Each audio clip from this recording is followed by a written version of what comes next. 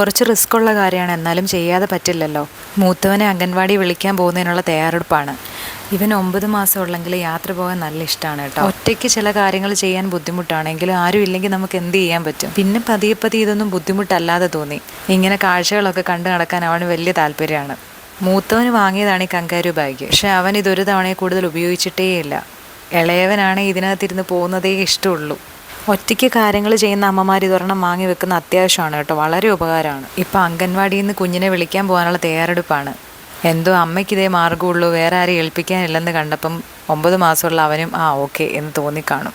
ഞങ്ങൾ ഈ കഥയൊക്കെ പറഞ്ഞ് പാട്ടൊക്കെ പാടി മൂത്തവനെ വിളിക്കാനായിട്ട് പോകും. യാത്ര ആകെ മൊത്തം 10 മിനിറ്റ് എടുക്കുകയുള്ളെങ്കിലും ഞങ്ങൾ വീട്ടിലെത്തണമെങ്കിൽ അരമണിക്കൂറാവും. പോകുന്ന വഴിക്ക് കാക്കയും പൂച്ചയും കുരുവിയും പിന്നെ കണ്ണിൽ കണ്ട ചെടികളും മരങ്ങളും പൂക്കളും എല്ലാത്തിനെയും പറ്റി കഥയൊക്കെ പറഞ്ഞാണ് ഞങ്ങൾ തിരിച്ച് വീട്ടിലെത്തുക. ഇന്ന് ചെന്നപ്പോൾ ആശാൻ ഉറക്കത്തില്ല. എണീറ്റ് വരാൻ നല്ല ബുദ്ധിമുട്ടായിരുന്നു. അതിൻ്റെ പിണക്കത്തിൽ വന്ന് നിൽക്കുകയാണ്. ഇവന്മാർക്ക് ഈ യാത്ര ടൂറ് പോകുന്ന പോലെയാണ്. എനിക്കും ഭയങ്കര ഇഷ്ടം ഇവരെയും കൊണ്ട് ഇങ്ങനെ പോകാനായിട്ട്.